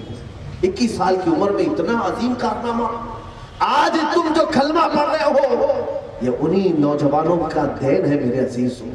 یہ اسلام کا پرچم انہوں نے بلند کیا تھا۔ آج تمہارے پاس بھی اللہ نے جوانی دی ہے، طاقت و قوت تمہارے پاس بھی ہے، لیکن ایسی مجبور طاقت اور ایسی مجبور جوانی کہ ہر کوئی ہمارے ساتھ گیند کی طرح کھیلنے کے لیے تیار ہے۔ ایک ہے طارق بن زیاد، راجہ راڈر کے نام سے، یہ اسپین کا بادشاہ تھا، اندلس اس وقت نام تھا۔ اس بادشاہ، یہ عیسائی بادشاہ تھا راڈر کے نام سے، طارق بن زیاد، یہ بھی 21 سال کا جوان ہے۔ یہ بھی اسی خاطر عرب سے سب سے پہلے سمندر کا سفر پار کر کے جانے والے بحری بیڑے میں یہ لوگوں کا عظیم نام آتا ہے۔ طارق بن زیاد جس وقت اسپین میں پہنچے، ان کے ساتھ صرف 12,000 کا لشکر تھا، اور آتے ساتھ ہی سمندر سے سفر کر کے آئے ہیں، اسپین میں اترے ہیں۔ عرب کہاں ہے؟ یورپ کہاں ہے؟ اسپین یورپ کا ملک ہے، یورپ میں آتا ہے، اور وہ عربی لوگ تھے، سب سے پہلے سمندر کا سفر طے کر کے آئے، اور جیسے ہی ساحل پر پہنچے، اندلس کے ساحل پر، طارق بن زیاد نے کہا جتنی کشتیوں میں ہم بیٹھ کر کے آئے ہیں سائڈ لگاؤ، سب پر تیل چھڑکا اور آگ لگا دی۔ ساری کشتیوں کو آگ لگایا۔ فوجی پوچھ رہے تھے یہ کشتیاں کیا کی ہیں تمہاری، کیوں ان کو جلا رہے ہو؟ کہا اس لیے کہ ہمارے پاس صرف 2 ہی آپشن ہے، یا تو شہادت ہے یا تو فتح عظیم۔ واپس جانے کا آپشن رکھو ہی مت کہ ہم نے کشتیاں جلا دی، کوئی واپس جانے کا سوچے ہی مت۔ یہ عظیم ہمتیں لے کر کے وہ نوجوان چلے تھے اور پوری دنیا کو عدل و انصاف کا سبق بھی سکھایا تھا۔ راجہ راڈر جس نے ایک عورت کو اپنے حرم میں رکھ کر کے اس کی عزت لوٹی تھی، اسے قید کیا، 8 دن کی مشقتوں کے بعد طارق بن زیاد کو فتح ملی تھی۔ کتنی فوج کے ساتھ مقابلہ کیا تھا جانتے؟ طارق بن زیاد کے پاس 12,000 آرمی تھی اور راجہ راڈر کے پاس 1 لاکھ کی آرمی تھی، اور مقابلہ کرنے والے یہ نوجوان کبھی ہمت پست نہیں، ان کا یقین تھا اللہ ہمارے ساتھ، اللہ ہمارے ساتھ ہے۔ عزیزان گرامی وقار، وہ توکل میں آج تمہارے دلوں میں بھرنا چاہتا ہوں۔ آج جو دنیا ہمیں آنکھ دکھانے کی کوشش کر رہی ہے، آج ہندوستان کی زمین ہمیں تنگ کرنے کی کوشش کی جا رہی ہے، یہ بھی کان کھول کر کے سن لیں، ہندوستان کسی کے باپ کی جاگیر نہیں ہے، یہ نہ ان کی ہے نہ ان کے باپ داداؤں کی ہے، پوری زمین اللہ کی ہے۔ اللہ جسے چاہے اپنے زمین پر رکھے، رب ذوالجلال جسے چاہے اپنی زمین سے کھلائے، اور جسے جب تک چاہے وہ حکومت عطا کرے، جب تک چاہے وہ حکومت عطا کرے۔ آج کچھ لوگوں کو ہو سکتا ہے میری باتوں سے تکلیف ہو، کیونکہ ذمہ دار حضرات نے کہا تھا کہ پھر مولانا بیٹھیں گے اسٹیج پر، پھر NRC اور CAA کے بارے میں بولیں۔ NRC اور CAA کے بارے میں کیا بولیں؟ پوری دنیا تھوک رہی ہے، کیا بولیں؟ شرم آتی ہے۔ پوری دنیا میں ہندوستان کی عزتوں کو مٹی میں ملانے کا کام کیا ہے۔ آج صرف ہندوستان کے مظاہرے نہیں، یہ آندولن، یہ پروٹیسٹ، یہ احتجاجات ہندوستان کے نہیں ہے۔ ذرا میڈیا کو یہ بھی بتانا چاہیے کہ امریکہ ہو یا دوسرے یورپین کنٹریز ہو، عرب ہو، وہاں کے بھی غیور لوگ سڑکوں پر آئے ہیں، مطالبہ کر رہے ہیں۔ حیرت کی بات ہے یہ دجالی میڈیا کیا بتائے گی، یہ صرف اپنے باپ کی کہانیاں سناتے ہیں، ان کو اس کے علاوہ کچھ نہیں معلوم کہ صبح پی ایم صاحب اٹھ رہے ہیں، ابھی ٹوائلٹ میں جا رہے ہیں، ابھی باہر آ رہے ہیں، اسی پر پوری رات نیوز چلا دیتے ہیں۔ آج مجھے حیرت اس بات کی ہے میرے عزیزوں، ہماری یہ خاموشی ہمیں مار ڈالے گی۔ میں آپ سے کہوں گا جینا ہو اس کائنات میں، ایک مثال کے ذریعے سے میں آپ کو بتاتا ہوں۔ یہ دنیا ایک سمندر ہے، دنیا ایک سمندر ہے، اور اگر کبھی تمہیں پانی میں ڈالا جائے، پانی میں ڈالا جائے، سوئمنگ آتی ہے تو اچھی بات ہے، تیرنا آتا ہے اچھی بات ہے، لیکن تیرنا جس کو آتا ہے اس کے لیے بھی ایک چیز ضروری ہے کہ اگر اس کو سمندر میں ڈال دو، ندی میں ڈال دو، اسے ہاتھ پیر چلانا پڑے گا تبھی وہ تیر سکے۔ پورے ہاتھ پیر ڈھیلے کر کے کوئی تیر نہیں سکتا۔ تیرنا جس کو آتا ہے اس کے لیے بھی ضروری ہے ہاتھ پیر چلائے، اور جس کو آتا ہی نہیں وہ جائے نیچے تیرنے، مر جائے، ڈوب جائے۔ اگر آپ کو تیرنا آتا ہے پانی میں تب بھی ہاتھ پیر چلانا پڑے گا، کیوں؟ بغیر ہاتھ پیر چلائے تم پانی میں زندہ نہیں رہ سکتے۔ اسی طرح یہ پوری دنیا ایک سمندر ہے میرے عزیزوں، بولنا سیکھو، خاموش رہو گے تو ڈوب کے مر جاؤ گے، اور اگر حق بولتے رہو گے تم اپنے وجود کے ساتھ اس کائنات میں ہمیشہ زندہ رہو گے، ہمیشہ زندہ رہو گے۔ ہاتھ پیر چلاؤ۔ ہاتھ پیر چلانے کا مطلب یہ بھی مت سمجھو کہ مکے مارنے کی بات کر رہا ہوں، کسی کے ساتھ پنجہ آزمائی کرنے کی نہیں۔ جو ظلم ہو رہا ہے اس کے خلاف بولو، اس کے خلاف آواز اٹھاؤ، تاکہ تمہارے زندہ ہونے کا دوسری قوموں کو احساس ہو کہ اب بھی یہ زندہ ہیں، ان کے سامنے ہم برا نہیں کر سکتے۔ آج میں اس ذمہ دار اسٹیج سے بات کرتا ہوں، یو پی کے ایک سرزمین پر جو ظلم کی ایک نئی کہانی رچ رہے ہیں ان کے نیتا، جو سنیاسی ہیں، جن کو پتہ ہی نہیں خاندان ہوتا کیا ہے، بیٹا ہوتا کیا ہے، بیوی ہوتی کیا ہے، اور یہ خاندان پریوار سے ساری چیزیں۔ اسلام سنیاس لینے کا نام نہیں ہے، اسلام میں کبھی بھی رہبانیت نہیں آئی ہے۔ غوث اعظم عبد القادر جیلانی رضی اللہ تعالیٰ عنہ سے بڑھ کر کے کوئی صوفی نہیں، لیکن باوجود صوفی ہونے کے سیدنا عبد القادر جیلانی نے شادی بھی فرمائی، بیوی بھی رکھا، اولاد بھی رکھا، اور مقام یہ کہ زمین پر بیٹھ کر کے وہ لوح محفوظ کو دیکھتے تھے۔ تم یہ سمجھتے ہو کہ سارے کپڑے اتار دیں، ننگے ہو کر کے سنیاسی بن جائیں، چوٹیاں لمبی کر لیں، سب چیزیں چھوڑ کر کے تم یہ سوچتے ہو ہماری آتما پوتر بن جائے گی، آتما کی شکتی۔ تم پوری سنیاس لے کر کے بھی غریب نواز کے قدم تک نہیں پہنچ سکتے، جو کائنات میں بیٹھ کر کے ساتویں آسمان تک نظر رکھتے تھے، زمین کے ساتویں طبق تک نظر رکھتے تھے، اس لیے کہ دنیا نے دیکھا ہے جو اس وقت بھی بہت سارے یعنی اپنے جس کو کہتے ہیں یہ اپنی عبادات کر کے، جو اپنی آتما کو شکتی دیکھنے کے لیے جو عبادات ہوتے، اس وقت کے بھی بڑے بڑے پنڈت سرکار غریب نواز کے مقابلے میں آئے تھے، اور انہوں نے یہ سوچا تھا ہماری آتما بہت پوتر ہے، ہم سب چھوڑ چکے ہیں، لیکن اس ایک مرد قلندر نے اپنی جوتیوں سے لوگوں کو آسمان سے نیچے اتارا ہے، غریب نواز کی کھڑاؤں نے بڑے بڑے اڑنے والوں کو نیچے اتارا ہے۔ اسی لیے میرے مرشد گرامی نے فرمایا ہے، ہوا میں اڑنے والے یوں نہ اترائے، ندا کر دیں وہ جب چاہیں، جسے چاہیں اسے فرما روا کرتے۔ فضا میں اڑنے والے، یہ آج ہواؤں میں اڑنے والے غرور میں نہ آئے۔ اللہ رب العزت جس وقت چاہتا ہے اوندھے منہ بہت اوپر سے نیچے گرا دیتا۔ اتر پردیش کی سرزمین کے واقعات دل دہلا رہے ہیں۔ میں آج آخر میں یہ باتیں اس لیے کہہ رہا ہوں کہ ایک بڑی بے وقوفی کی بات ہے، میں انصاف چاہتا ہوں۔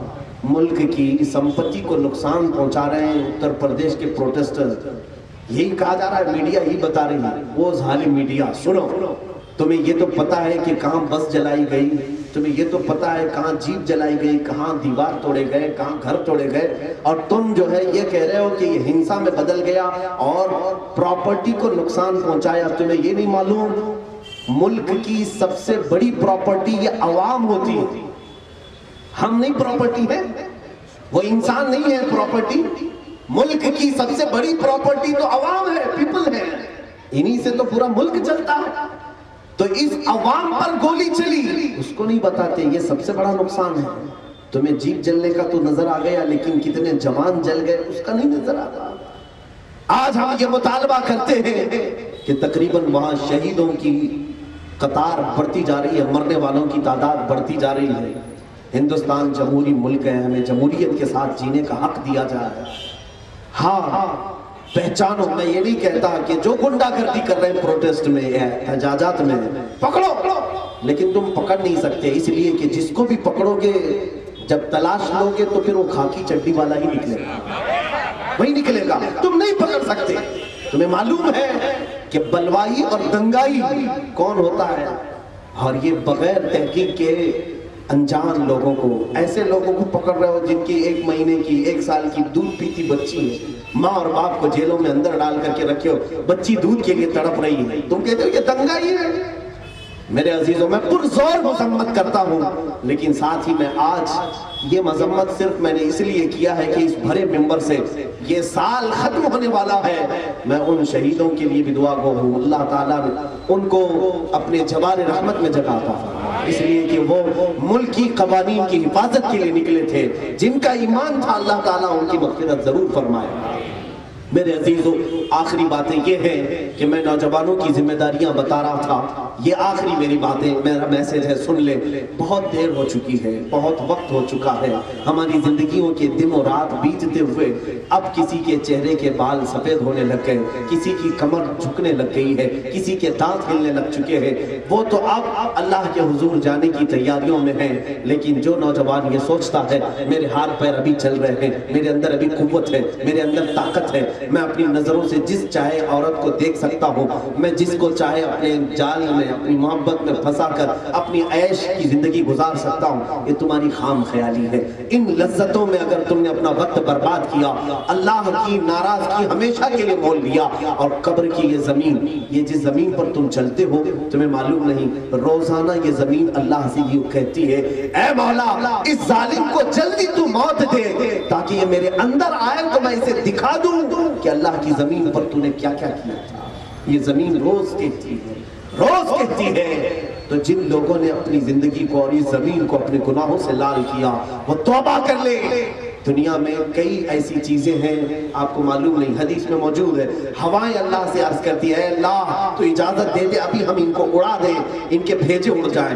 سمندر دعا کرتا ہے، اے کریم اے اللہ تو مجھے اجازت دے دے، میں باہر نکل کر کے آؤں، ان کو تباہ کر دوں گا جو شہر کو رنگ رلیوں میں لال کیے ہوئے ہیں، لیکن وہ قادر مطلق ہے، وہ میرا مہربان مولا ہے، ان پوری طاقتوں سے کہتا ہے، فرماتا ہے، اے سمندر واپس پلٹ جا، خاموش ہو جاؤ، اے ہواؤ نرم ہو جاؤ، مت میرے بندوں کو ہلاک کرو، اس لیے کہ میں ان کے توبہ کا انتظار کر رہا ہوں، میں ان کے پلٹ آنے کا انتظار کر رہا ہوں۔ وہ رب کائنات تمہارے انتظار میں ہے، تم کب پلٹو گے، تم کس وقت پلٹو گے؟ آج پوری دنیا، پوری کائنات تمہارے اخلاق کے گن گاتی تھی، آج بھی گائے گی، یہ 1000 پروپیگنڈا کرے، لیکن تم اپنے اخلاق سے پوری دنیا کو آج بھی جیت سکتے ہو، میرے سے آج بھی جیت سکتے ہو۔ ایک نوجوان کو انقلاب پیدا کرے، مجھے وہ افغانستان کے اس عظیم نوجوان کی بات یاد آتی ہے، ایک امریکن رپورٹر جو صحافی تھی اخبار کی، وہ میڈیا رپورٹر ہے افغانستان میں، وہ رپورٹنگ کے لیے گئی ہوئی تھی، اس نے آرٹیکل لکھا ہے، امریکن لیڈی ہے، جب طالبان کے ساتھ جنگ چل رہی تھی نیٹو افواج کی، وہ کہتی ہے کہ میں جب افغان میں تھی ایک وقت ایسا آیا جنگ کے حالات کی میں رپورٹنگ کرتی تھی، جوان عورت ہے، ایک علاقے میں گئی تو میں نے دیکھا کہ یہاں پر ہمارے ہی ملک کے فوجی، ہو سکتا ہے نیٹو افواج میں یورپین فوجی بھی تھے، انگلینڈ کے بھی تھے، برٹش تھے، تو کچھ فوجی اس کو گرفتار کر لی، اس عورت، اندھیرا تھا راستے میں، اور فوجیوں کو مہینوں جو باہر رکھا جاتا ہے ان کی شہوانی خواہشیں بڑھ جاتی ہیں، تو انہوں نے میرے ساتھ دست درازی کی، میرے کپڑے اتارنا شروع کیا ایک تاریک جھاڑیوں میں، تو اسی وقت اچانک ایک نوجوان آیا، یا ایک یا دو نوجوان ادھر سے گزر رہے تھے، مسجد میں اذان ہو رہی تھی، اور یہ کوئی مسلم نوجوان تھا، انہوں نے جھاڑیوں میں میری شور سنی تو وہ دوڑ کر کے آئے، اور جیسے ہی وہ آئے ایسا تیز حملہ کیا کہ یہ فوجی ادھر سے بھاگ، کیونکہ وہ غلط کام کر رہے تھے اس لیے منہ چھپا کر بھاگ گئے۔ یہ عورت کہتی ہے کہ یہ دو نوجوان مجھے اٹھا کر کے لائے، اور لے کر کے گئے، ایک کمرے میں بند کر دیا. مجھ سے پوچھا کہاں کی ہو، کیا ہے؟ میں نے بتایا میں امریکہ کی ہوں، رپورٹر ہوں، میڈیا ایک صحافی. تو اس کو بند کر دیا. اب یہ خاتون کہتی ہے وہ فوجی تو ٹھیک تھے لیکن یہ مسلمان تو اور بھی خطرناک ہوتے ہیں، ان کے ہاتھوں میں پھنس گئی. کیونکہ ہر ایک کے دماغ میں یہی پھنسا ہوا ہے. دنیا نے پورا ایک پروپیگنڈا پھیلا ہوا ہے کہ مسلمان قاتل ہوتے ہیں، یہ عزتوں کو لوٹ لیتے ہیں، یہ بدنگاہی کرتے ہیں. معاذ اللہ. دنیا نے جن لوگوں کا چہرہ پیش کیا ہے وہ کوئی اور ہوں گے. اسلام میں پلنے والا ایک جوان بچہ بھی آتنکواد ہوتا ہی نہیں، دہشت گرد ہوتا ہی نہیں. اس لیے کہ جو دہشت گرد ہو اس کا اسلام سے کوئی تعلق ہی نہیں. اسلامی تعلیمات پڑھنے والا کبھی دہشت گردی کیوں کرے گا؟ میرے عزیزوں، وہ خاتون یہ سوچتی ہے کہاں میں یہ جوانوں کے اندر پھنس گئی، اب شاید یہ میری عزت کے ساتھ کھلواڑ کریں گے، پوری رات میرے ساتھ پتہ نہیں کیا ہوگا. وہ کہتی ہے میں اسی ڈر کے مارے سہم کر کے اپنے کمرے میں رات بتا رہی تھی. اچانک دروازہ کھلا، تھوڑا سا دروازہ کھلا، ایک جوان نے مجھے کپڑے اندر دیے. نئے کپڑے تھے، کپڑے آ گئے. میرے کپڑے سب جگہ جگہ سے پھٹے ہوئے تھے، میرا جسم دکھ رہا تھا. میں نے کپڑے تبدیل کر لیے. پھر تھوڑی دیر کے بعد دروازہ کھلا، کھانے کا برتن آیا، کھانا پیش کیا. میں بھوکی تھی، کھانا کھا لیا. میں نے سوچا پتہ نہیں یہ کیا میرے ساتھ کرنے جا رہے ہیں. اچھے کپڑے بھی دے دیا، کھانا بھی کھلایا. رات پوری گزر گئی، کوئی نہیں آیا. باہر سے دروازہ بند تھا. صبح ہوئی، دوسرا دن آیا، برابر وقت پہ کھانا آ رہا ہے لیکن ایک جوان بھی اندر نہیں آ رہا. کوئی اس میں سے دو نوجوانوں میں سے ایک بھی کمرے کے اندر نہیں آیا. اور انہوں نے کھانا بھی دیا، کپڑے بھی دیے. دوپہر کے وقت جو ہے دروازہ کھٹکھٹانے کی آواز آئی. میں نے دروازہ کھولا تو دیکھا کہ ہمارے ایمبیسی کے کچھ لوگ تھے اور یہ دو نوجوان بھی ساتھ میں تھے. تو دو نوجوان ایمبیسی سفارت خانے سے کچھ ذمہ دار لوگوں کو لے کر کے آئے تھے. وہ آئے اور انہوں نے کہا چلیے محترمہ ہمارے ساتھ چلیے، آپ کے ساتھ کیا ہوا ہمیں رپورٹ کر دیجیے. یہ خاتون کہتی ہے میں گئی ایمبیسی میں، ساری رپورٹنگ کی. میرے ساتھ بلاತ್ಕಾರ کی کوشش کی دو نوجوان فوجیوں نے. اب وہ کون سے ملک کے فوجی ہیں مجھے معلوم نہیں، اندھیرا تھا، لیکن ان دو جوانوں نے میری عزت کی حفاظت کی. انہوں نے مجھے بچایا. اور اس ایمبیسی والے نے یہ کہا کہ آپ کو معلوم نہیں یہ کل رات سے ہی ہماری ایمبیسی میں تعلق قائم کیے ہوئے ہیں اور آج آ کر کے ہم سے یہ ریکویسٹ کر رہے ہیں کہ جب تک تو اپنے وطن نہیں پہنچ جاتی اس وقت تک یہ یہیں کھڑے رہے. انہوں نے یہاں تک کہا. وہ خاتون کہتی ہے میری آنکھوں میں آنسو آتے ہیں. کوئی ایسا بھی ہوتا ہے جو کسی عورت کی عزت کی حفاظت کے لیے اس قدر متاثر ہو کر کے کھڑا، اتنا حساس ہو. وہ خاتون کہتی ہے میں نے تھینکس کیا، شکریہ ادا کیا. وہ چلے گئے نوجوان باہر. اس کے بعد اس سفارت خانے والوں نے اس خاتون کو اپنے ملک بھیج دیا، امریکہ. وہ پہنچنے کے بعد رپورٹ کرتی ہے ان نوجوانوں کے متعلق. اس نے اپنا سلام بھیجا، بڑی خوشیاں، کچھ تحفے دینے کی بات کی. ان نوجوانوں نے ایک پیسہ بھی اس سے ایکسپٹ نہیں کیا، لیا نہیں. سنیے اب بات. اس نے ایک آرٹیکل لکھا، جب میں مصر میں تھا دیکھا تھا. اس خاتون نے یہ لکھا کہ میں آج علل اعلان کہتی ہوں کہ اگر کہیں عورتوں کی عزت کی حفاظت ہے تو وہ اسلام ہے، اور میں بڑی خوشی کے ساتھ اسلام قبول کرنے پر فخر محسوس کرتی ہوں. اس خاتون نے اسلام کی آغوش میں پناہ لی، اسلام قبول کیا. اب مجھے یہ نہیں معلوم کہ وہ آج تک ہے کہ نہیں ہے، شاید کافی دنوں پہلے کی خبر ہے، لیکن اس واقعے نے مجھے جھنجھوڑ دیا تھا کہ یہ ہے وہ رسول اللہ کے نوجوان جنہوں نے پوری کائنات کی عزتوں کی حفاظت کا صحرا اپنے سروں پر سجایا. آج بھی دنیا یہ میڈیا ہزار تمہارے بارے میں بکواس کرے، کچھ بھی کہے، یہ سوئی کو جو ہے ہاتھی بنا کر کے پیش کرے، لیکن دنیا کی آنکھیں اب بھی کھلی ہوئی ہیں. تم اپنے اخلاق سے ثابت کر سکتے ہو، آج بھی تم اپنے اخلاق سے بتا سکتے ہو. یا آج کیوں ایسا ہے کہ ہمارے نوجوان نکڑوں پر کھڑے ہیں تو ہماری عورتوں کے لیے گزرنا مشکل ہو جاتا ہو؟ تم میں سے کوئی نوجوان کی ذمہ داری کیوں نہیں لیتا کہ اگر میں کسی عورت پر بد نگاہی کرتا ہوں تو خامخواہ کیوں میں ایسی بات کروں جو میں میری ماں کے ساتھ نہیں پسند کرتا؟ کیا آپ اپنی ماں کے ساتھ یہ پسند کرتے ہو کہ کوئی دوسرا تمہاری ماں کی طرف بد نگاہی کرے، بری نظر سے دیکھے؟ تمہاری ماں بھی تو ایک عورت ہی ہے. تمہاری ہو سکتا ہے بہن نہ ہو، بیوی نہ ہو، ماں تو ہوگی. اگر ہے نہیں تو کبھی تو رہی ہوگی. جس نے بھی کسی خاتون کے ساتھ اس کی عزتوں کے اوپر حملہ کیا اسے یاد رکھنا چاہیے اس نے عورت ساتھ کے ساتھ ناانصافی کی جس میں اس کی ماں بھی شامل ہے، اس کی ماں بھی شامل ہے۔ میرے عزیزوں یہ میرا آج کا میسج تھا۔ میں آج آپ سب سے یہی گزارش کروں گا، آج کی رات دنیا شراب میں لت اور دھت پڑی رہتی ہے، آج سڑکوں کے کنارے بڑے بڑے امیروں کو پڑے ہوئے دیکھا ہے، آج کی رات لوگوں کو پورا پیسہ لٹاتے ہوئے، پٹاخے اڑاتے ہوئے، شراب میں نہاتے ہوئے۔ 2 سال قبل کی بات ہے، بغداد کی سڑکوں پر میں یہی 31st نائٹ میں تھا، بغداد کی سڑکوں پر نوجوانوں کو دیکھا ننگی لڑکیوں پر شراب کی بوتلیں اڑیلتے اور ناچتے۔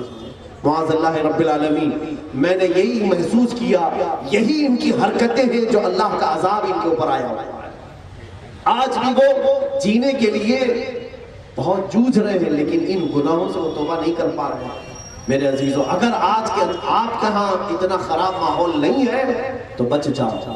میں نے کل ہی ایک اخبار کے رپورٹر سے یہ کہا تھا، ہم 31st نائٹ سے اس لیے مناتے ہیں کہ ہمارے محلے کے نوجوان آج کی رات یہ وعدہ کرتے ہیں، یہ عہد کرتے ہیں کہ آج سال کا آخری دن ہے، سال کا آخری پہر ہے، یہ رات ہے، ہم یہ نہیں چاہتے کہ یہ سال ہمارا گناہوں پر ختم ہو جائے، ہم یہ چاہتے ہیں کہ آج کا یہ آخری لمحہ اللہ کے ذکر پر ختم ہو جائے، ہم یہ چاہتے ہیں۔ میں نے وہ اخبار کے نمائندے سے یہ کہا تھا، ہمارے محلے کے نوجوان یہ وعدہ کرتے ہیں، عہد کرتے ہیں کہ نہ ہم عیاشی کریں گے نہ اور کسی کو عیاشی کرنے دیں گے، نہ ہم گناہ کریں گے نہ کسی اور کو گناہ کی طرف جانے دیں گے۔ آج یہ ہم عہد کرتے ہیں کسی کی زندگی میں خلل اندازی نہیں کریں گے، آج ہم یہ عہد کرتے ہیں کہ ہم اپنی نگاہوں کی آج رات حفاظت کریں گے، اس لیے کہ وہ مولا مجھے رات میں بھی دیکھ رہا ہے اور دن میں بھی دیکھ رہا ہے۔ عزیزان گرامی وقار، میں نے آج آپ سب سے یہ جو بھی باتیں کی ہیں اللہ ہمیں کامیابی اس میں عطا کرے کہ ہمارے گھر کا ہر بچہ پوری کائنات کی ترقی کے لیے اپنے حصے پیش کرے۔ ہمارے اندر آج بھی علی بن عیسیٰ الحمدانی جیسے عظیم سائنسدان پیدا ہو، ابو القاسم زہراوی پیدا ہو، ابن سینا پیدا ہو، ابو علی سینا پیدا ہو، امام محمد رازی پیدا ہو، ابن حیثم پیدا ہو، عمر فاروق پیدا ہو، صدیق اکبر پیدا ہو، ان کے نقش جمیل پیدا ہو۔ ظاہر سی بات ہے وہ شخصیتیں تو نہ آ سکیں گی لیکن ان کا عکس پیدا ہو سکتا ہے، ان کی شبہ لے کر کے اخلاق میں کوئی آ سکتا ہے۔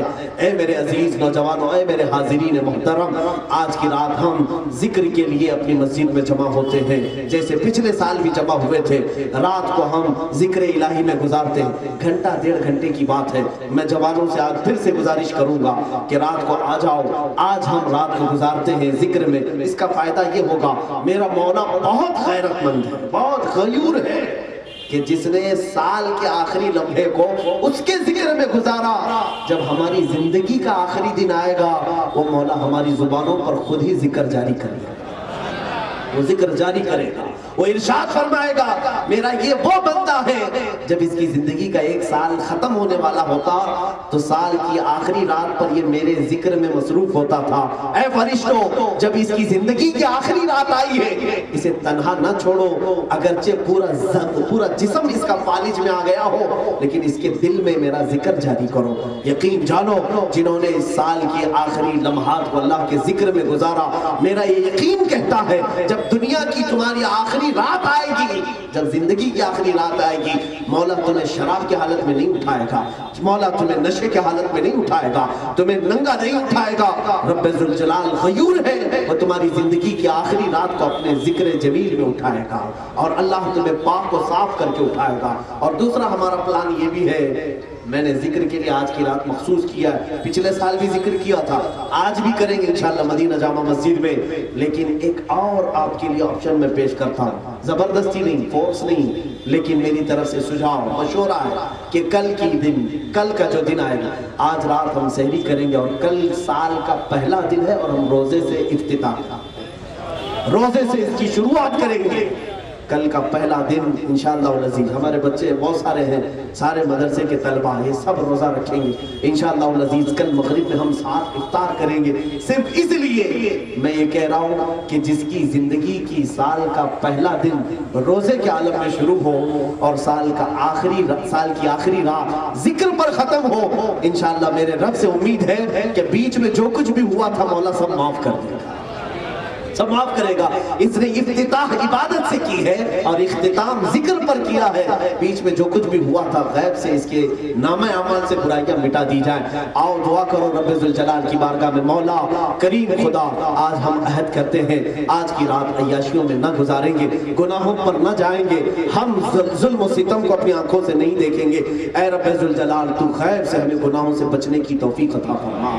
تو جو چاہے تو میل میرے دل کے دھلے. اے مولا ہماری آنکھوں کی حفاظت فرما, ہمارے جسموں کی حفاظت فرما, ہمارے ہاتھوں اور پیروں کو ظلم سے بچا لے. اے رب قدیر ہماری زبان کو غلط چیزوں سے بچا لے.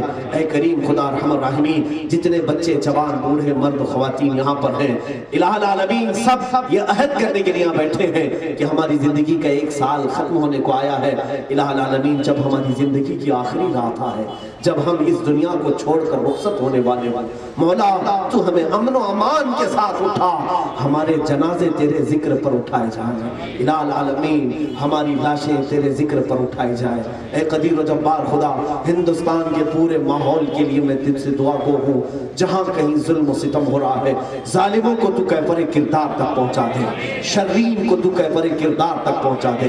اے مولا وقت کے فرعون اور وقت کے نمرود جو طاقتوں اور قوتوں کے مالک بنے بیٹھے ہیں, جو طاغوتی قوتیں آج تخت پر براجمان ہیں, اے کریم خدا ان کے تختوں کو تو الٹ دے. اے الہ العالمین فرعون کو جس طرح غرق کیا وقت کے ظالم فرعونوں کو تو تباہ و برباد فرما. اے رب ذوالجلال جو اسلام و مسلمانوں کی طرف بری نگاہ اٹھائے قدیر و جبار خدا تو اس کے لیے کافی ہو جا, تو اس کے لیے کافی ہو جا, تو اس کے لیے کافی ہو جا. حسبنا اللہ و نعم الوکیل نعم المولا و نعم النصیر. وآخر دعوانا الحمدللہ رب العالمین. سلام. مصطفیٰ جانے رحمت پہ لاکھوں سلام, شمع بز میں ہدایت پہ لاکھوں سلام. شہر یار ایران تاجدار حرم, شہر یار ایران تاجدار حرم, نوبہار شفاعت کے لاکھوں سلام. مصطفیٰ جانے رحمت پہ لاکھوں سلام, شمع بز میری ہدایت پہ لاکھوں سلام. کاش محشر میں جب ان کی آمد ہو اور بھیجے سب ان کی شوقت پہ لاکھوں سلام. مجھ سے خدمت کے خود سیکھائے ہر رضا, مجھ سے خدمت کے خود سیکھائے ہر رضا. مصطفیٰ جانے رحمت پہ لاکھوں سلام. مصطفیٰ جانے رحمت پہ لاکھوں سلام, شمع بز میری ہدایت پہ لاکھوں سلام. یا نبی سلام علیکہ, یا رسول سلام علیکہ, یا حبیب سلام علیکہ, صلوات اللہ علیکہ.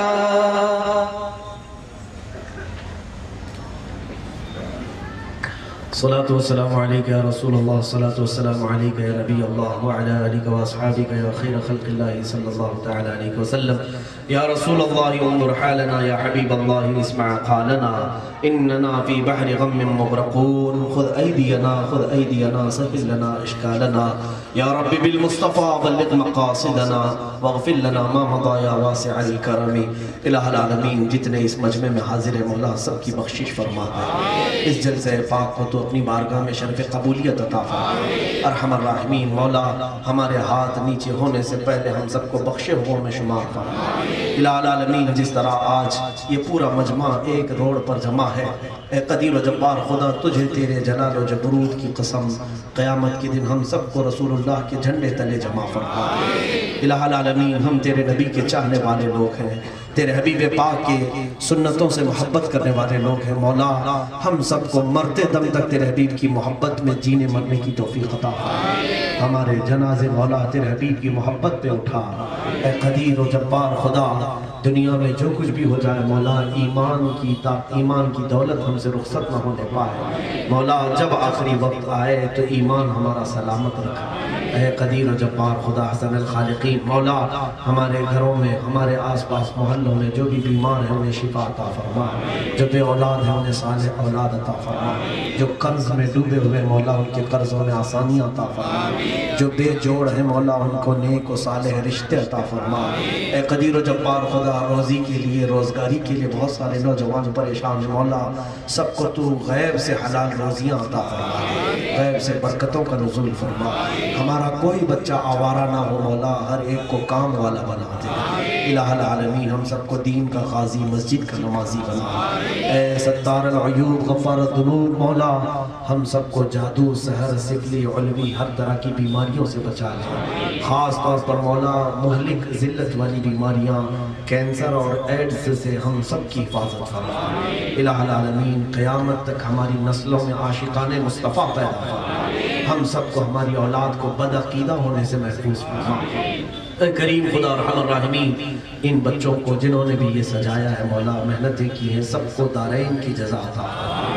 مولا تو اپنی غیب سے عزتوں سے ان سب کو نواز دے، ان کے حوصلے بلند فرما دے مولا۔ جامعہ ریاض الجنہ جامعہ ام الخیر کو خوب برکتیں عطا فرما، مدینہ جامع مسجد کی ترقی عطا فرما، اس کو مرکز اہل سنت و جماعت بنا دے، علم کا گہوارہ بنا دے۔ الہ العالمین ہماری دعاؤں کو رسول پاک صلی اللہ علیہ وسلم کے نعلین پاک کے صدقے قبول فرما۔ ان اللہ و ملائکتہ یصلون علی النبی یا ایھا الذین آمنوا صلوا علیہ وسلموا تسلیما۔ اللهم صل على سيدنا ومولانا محمد معدن الجود والكرم وآله وأصحابه الكرام وابنه الكريم وبارك وسلم صلاة دائمة سرمدا أبدا۔ قوت عشق سے ہر پست کو بالا کر دے، دہر میں نام محمد سے اجالا کر دے، کی محمد سے وفا تو نے تو ہم تیرے ہیں، یہ جہاں چیز ہے کیا لوح و قلم تیرے ہیں۔ انشاءاللہ العزیز یہ ہمارا سلسلہ جاری رہے گا اور انشاءاللہ العزیز عبادتوں ریاضتوں علم کی تمام تربیتوں کے لیے مدینہ جامع مسجد حاضر ہے آپ کے لیے۔ میں بچوں سے جوانوں سے سب سے گزارش کروں گا کچھ سیکھنے کی کوشش کرو، نہیں تو دنیا تمہیں لقمہ بنا کر کھا جائے گی، اور خوف اپنے دلوں سے نکال دو، اس لیے کہ ہم اللہ کے بندے ہیں اور ڈرتے ہیں تو صرف اللہ سے ڈرتے ہیں۔ اے باطل سے دبنے والے اے آسمان نہیں ہیں ہم، باطل سے دبنے والے اے آسمان نہیں ہیں ہم، 100 بار کر چکا ہے تو امتحان ہمارا، 100 بار کر چکا ہے تو امتحان ہمارا، دشت تو دشت ہے دریا بھی نہ چھوڑے ہم نے، بحر ظلمات میں دوڑا دیے گھوڑے ہم نے، دی اذانیں کبھی یورپ کے کلیساؤں میں تو کبھی افریقہ کے تپتے ہوئے صحراؤں میں، آ گیا عین لڑائی میں گر وقت نماز، قبلہ روحوں کے زمین بوس ہوئی قوم حجاز، ایک ہی صف میں کھڑے ہو گئے محمود و ایاز، نہ کوئی بندہ رہا نہ کوئی بندہ نواز۔ یہ ہماری صفات ہے مولا، ہم سب کو شرف قبولیت عطا فرمائے۔ نعرہ تکبیر، نعرہ رسالت، اسلام اسلام۔